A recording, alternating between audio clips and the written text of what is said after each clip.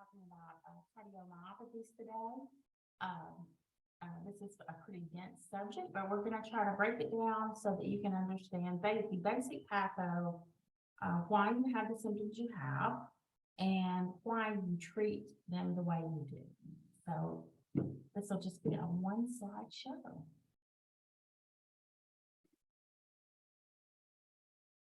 We're going to start over here on the left-hand corner. One thing to remember about cardiomyopathies is that they are usually reversible. The etiologies are varied from uncontrolled hypertension that can be genetic, ischemic disease, or viruses or other infections. The first time that we're going to talk about is dilated cardiomyopathy. In dilated cardiomyopathy, the ventricle becomes very dilated and very thin-walled. If you remember way back to biology, that's the actin and the myosin that come together that cause the contractility in the myocardium. In dilated cardiomyopathy, they get spread so far apart that they cannot contract well. So therefore, you end up with decreased contractility. Your symptoms are going to be consistent with systolic heart failure. Things such as dyspnea on exertion, paroxysmal nocturnal dyspnea, orthopnea. These are going to be the symptoms that you're going to see. You're going to, of course, diagnose it with an echocardiogram. The etiologies are varied, but again, mostly it's viruses, alcohol, or ischemia. So the echo is going to show a systolic dysfunction with low contractility and a decreased ejection fraction. You're going to treat this with beta blockers to slow that rate. These are things to treat actually the symptoms. ACE inhibitors, diuretics. Definitive treatment is really a transplant. But you also can do things that would help, like if alcohol is a culprit, stopping alcohol. There's some forms of chemotherapy that can also cause this type of cardiomyopathy. And stopping the chemo sometimes can help. Again, often reversible, but not always. Swinging over there to the right, we have hypertrophic obstructive cardiomyopathy. This one is a little complicated. In this instance, if you look on the right here, this is your normal ventricle here, and this is the opening out to the aorta. What happens in hypertrophic obstructive cardiomyopathy is you get a hypertrophy, but it's asymmetrical. It's only on one side. And so what happens is if the person has a low volume state, not a lot of volume in there, and you have that little outlet, then it will close up, and actually that thickened area can actually completely obstruct the outlet to the aorta. And of course, if that happens, you have nothing going out, no flow, and that results in cardiac standstill, cardiac death. This is usually genetic. The murmur sounds just like it does in aortic stenosis because it's similar, but actually more serious. When you're looking at aortic stenosis, which we'll talk about later, this is usually an older patient with atherosclerotic heart disease. In hypertrophic obstructive cardiomyopathy, you're looking more at young athletes. They present with either dyspnea or syncope on exertion or sudden death.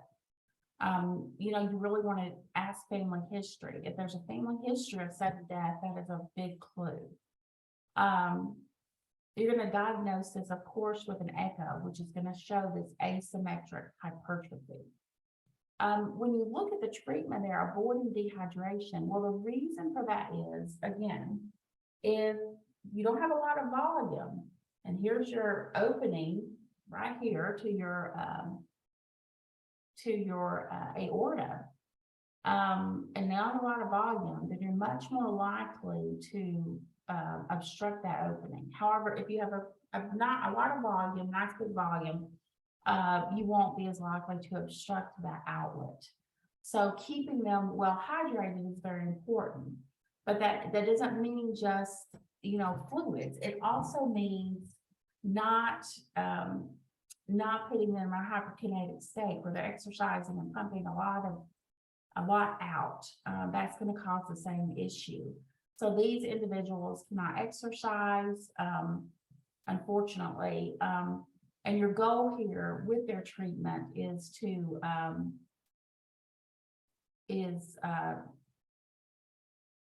increase their preload. The way we're going to do that, again, is to make sure they have plenty of volume, avoid dehydration. You want to increase diastole so that there's more time to fill up that ventricle. And we can do this by decreasing the heart rate, which we're going to accomplish by giving beta blockers or calcium channel blockers. Specifically calcium channel blockers of the verapamil or cardiozyme type. Other treatments that we might pursue are ablation. Sometimes they can come and ablate this thickened area, or do a myomectomy and actually remove some of that thickened muscle. Some of them who are at risk for sudden death may require an ICD or and of course, definitive treatment is a transplant. Now, swinging down below this, similar but not quite the same, is concentric hypertrophic cardiomyopathy. This is much more common, and this happens because the heart is forced to push against an increased afterload or pressure, and this is usually uncontrolled hypertension out in the periphery, long-standing. When that heart keeps pushing and pushing against that, you end up building up thickening of that muscle. But it happens concentrically, the same all the way around. And because you've got all that muscle there, the heart has a difficult time relaxing. Therefore, it has a hard time relaxing and diastole and filling up that ventricle. So these patients will present with diastolic heart failure. When you get the echo, again, it's going to show a concentric hypertrophy versus an asymmetrical hypertrophy. We're still going to avoid dehydration because there's not a lot of room in there. And we also want to maximize diastole. So we want to do things like still rate control with the beta blockers and calcium channel blockers. We want to really control the hypertension. Transplant is also another option for these patients. Lastly, over here on the left is restrictive cardiomyopathy. And what happens in restrictive cardiomyopathy is something fills up the ventricle with this stuff. It's not myocytes, it's something else.